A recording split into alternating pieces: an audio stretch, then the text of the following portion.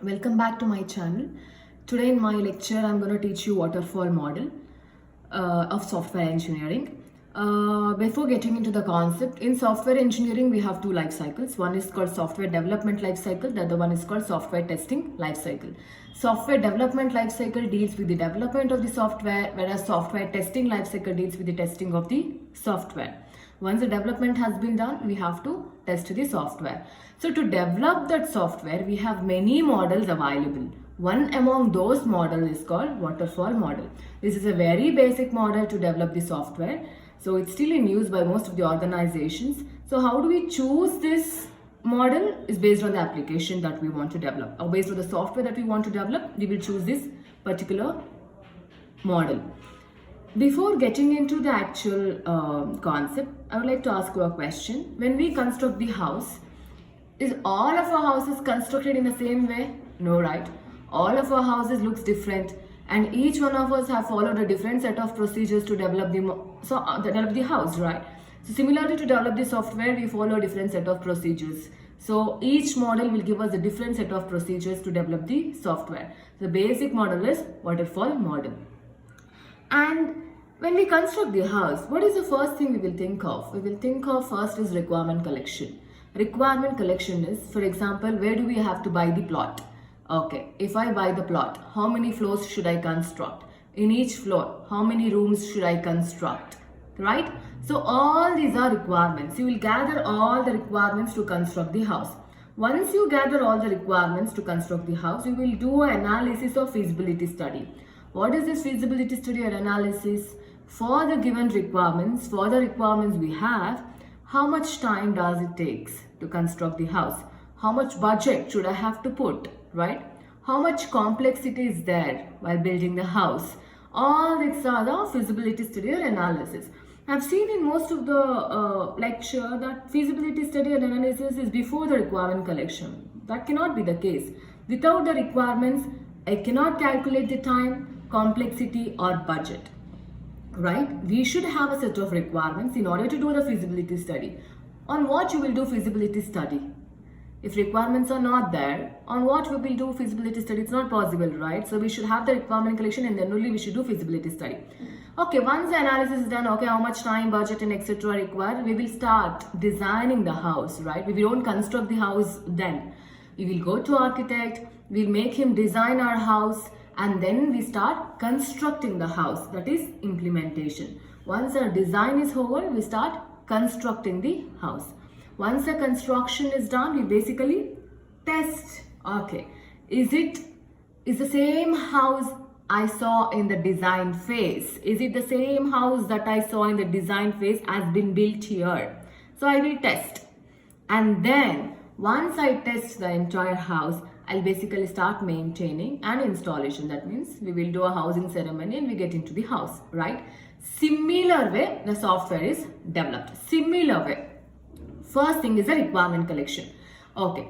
Some customers will come to you and say, sir, I want this software to be developed, so please develop it and give it to me, and these are my set of requirements. These are my set of requirements. For example, Axis Bank people will come to you and say, I want a banking application or banking software to be developed for my users, so could you please develop it to me, right? So what you will do, will you just construct an Axis Bank application then? No. You will ask, what are your requirements? What and all has to be there in Axis Bank application that you want us to develop, right? That is requirement. So who will collect these requirements?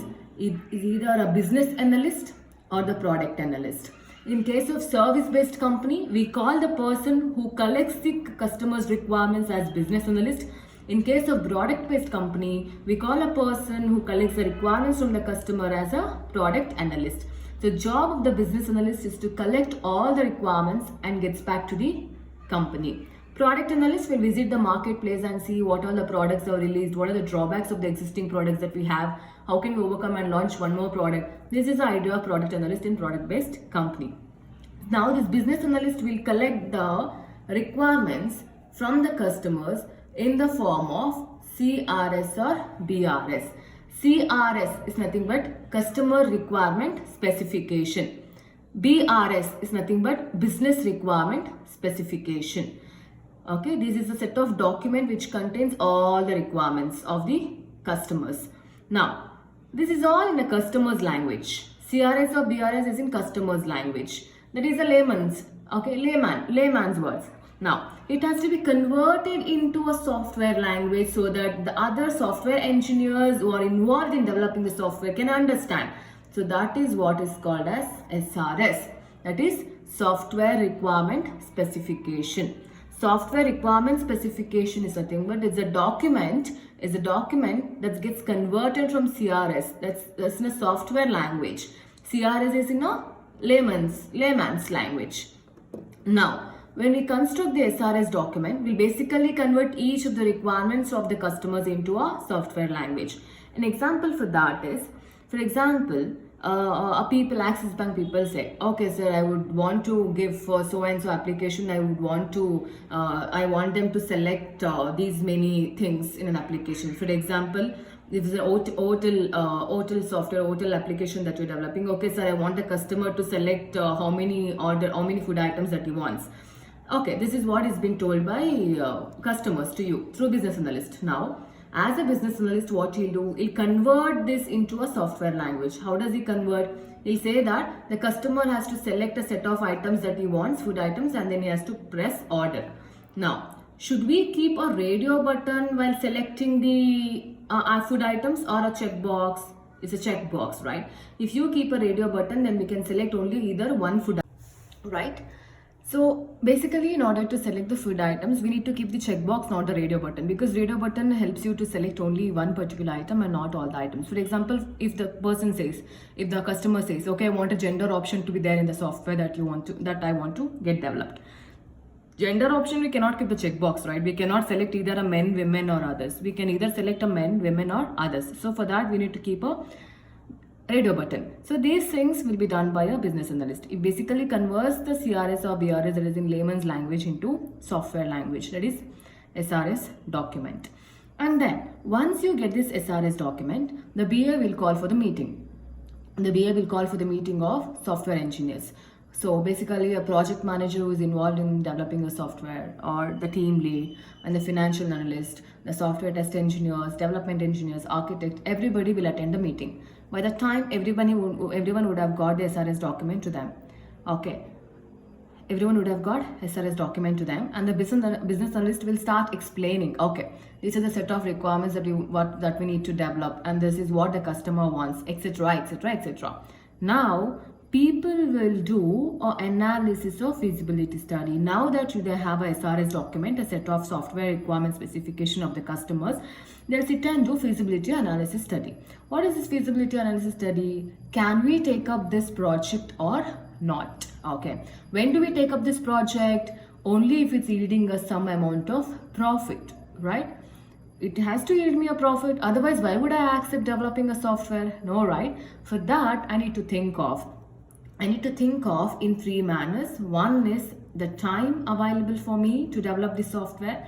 The other thing is the budget given by the customers to develop the software. The third thing is called complexity involved in developing the software. These are the three things I will think of in analysis of feasibility study. So who will think of? There are 5 people who are involved in doing analysis of feasibility study. The first person is the business analyst. The second person is the project manager. The third person is the HR. The fourth person is the financial analyst, and the fifth person is the software architect. These are the people who are involved in analysis or feasibility study. So what does this business analyst do? Business analyst will give the set of requirements. Okay, this is what the customer wants. Now, what does the financial analyst do? With the given budget by the customer, is it possible to develop the software which yields me a profit? This is what the financial analyst will give you. Right? And the software architect will say, okay, this is the design that we need in order to develop the software. This is the language that we would use in order to develop the software. This is what he says.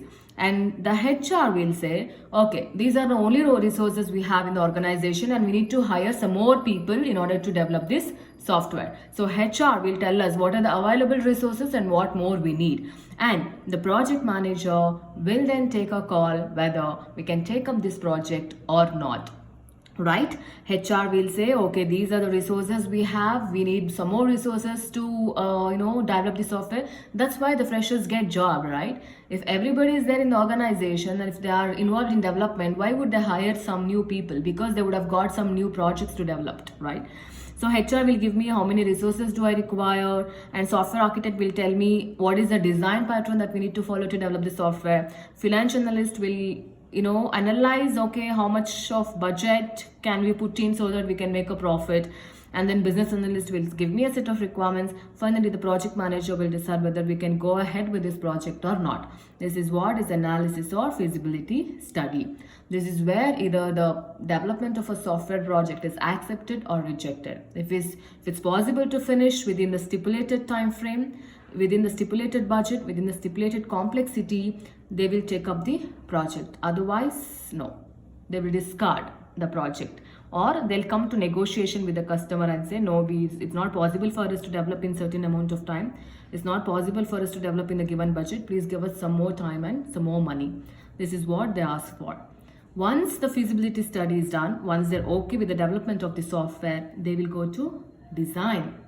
Design is basically done by software architect. Software architect will take this SRS document and he will design the software, right?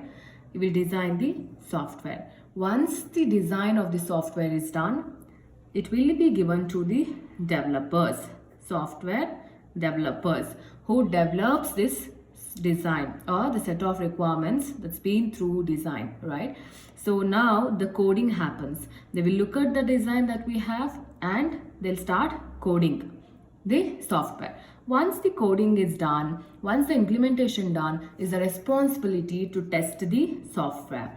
What is this testing? Basically, we have got a set of SRS document in the beginning, right? These are the set of requirements that the customer wanted, right? We will test whether the software that we have developed is in according to this requirement that the customer wanted, or have we missed any? Have we not constructed any in the proper manner? Are we getting any bugs or defects in the developed software? This is what we will basically test in testing. Alright, we will test the particular software that's been developed against what? Against this requirements given by customers, right? Because that is what the customer wants, right? He doesn't want a software that you have developed. He wants a software that he has told you to develop, right? So the software should be the one that he has told you to develop. That is what we do here in testing. So in waterfall model, the disadvantage is that during the waterfall model, the same person used to develop and test. When the same person actually develops and tests, what happens?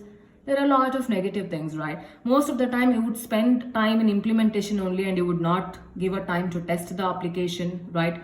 Or he might think that whatever the product that he has developed, is absolutely fine and it's working fine. So why should I test? That kind of overconfidence might be there, right? So these are the problems that happens when a same person implements and tests, right? So that was a disadvantage in waterfall model. The same person were involved in development and as well as testing. That's why the stability or the quality of the product would go down in waterfall model. So once you have tested the software, once you have found that whatever the software that you have developed is similar to the one that the customer has asked, then the testing is passed. And then we will move towards maintenance and installation. Once we are done with testing, we will basically install the software at the customer place. For that, we have somebody called as field engineers or installation engineers. Field engineers and installation engineers we have. These are the people who are involved in installing the software at the customer's place. Once the installation is done, basically we do a maintenance. Maintenance is nothing but, okay, when we buy the product, they'll give us a warranty period, right? For so many years of time, we will give you a free service. Similarly, when we develop this software, we will tell the customers that for so many years of time, we will give you a warranty that the software won't get any bugs. If within that stipulated time of warranty, if you get any bugs, then we will fix it for free. Okay, fix it for free. This is what they said. If there are any bugs within the warranty period, then they'll fix it for free. Second thing that they'll think of is to add a new feature. during a maintenance period, the customer can ask the engineers to add a new feature into their software, or to delete the new feature from the software. Delete the feature that are already existing from the software. These are the only three things that happens in a maintenance stage. First thing is fixing of the bug. Fixing of the bug happens for free if it is within the warranty period. If it's after the warranty period, then they'll charge you, right? And sometimes what happens, sometimes if you get any bug in between, okay, if the software stops working, if you get any defects in between, what happens, the engineers will see, okay, the people who have developed this software will see, they'll check whether should we fix the bug or not. If the cost of fixing the bug is more than the bug itself, did you understand? If the cost of fixing the bug is more than the bug itself, then they will leave the bug. They will not fix it. Why should I spend so much of money in fixing the bug? It's not affecting my business anymore, right? So we will leave the bug. If it's okay, if it's a mild bug that I can fix with certain time and certain money, then we will go ahead. Next, addition of new features. If the customer wants some new features to be added into his particular application that we have developed, then we will add some new features into it.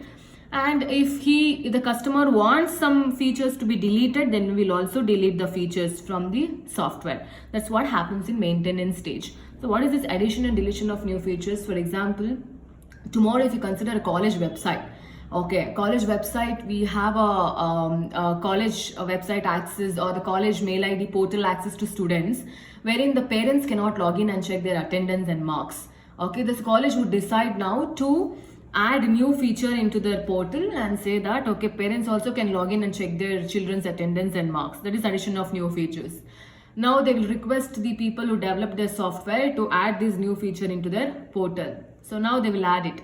After a certain amount of time, the children would get pissed off because of the parents' behavior. So now they will start protesting in the college and they will say, no, please delete this option of parents login. We really cannot tolerate the comments of our attendance and marks, etc. every day. Could you please delete it? Now the college would think that, okay, this is a mistake that I have done. Okay, let me delete the parents login. So now again, they'll request, on behalf of my students concerned, we want you to delete the feature that we already told you, or any other features for an example.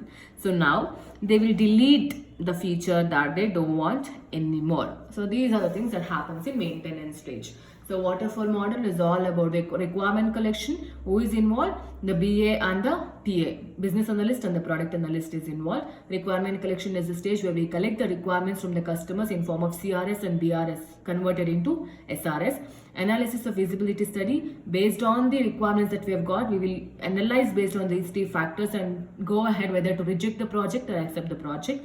Once it's done, we will design it and then we'll implement it and then test it, finally install and maintain it. These are the basic steps that followed in most of the models. And this is how the waterfall model works. The advantage of the waterfall model is that all the model, this particular model is used for only short applications.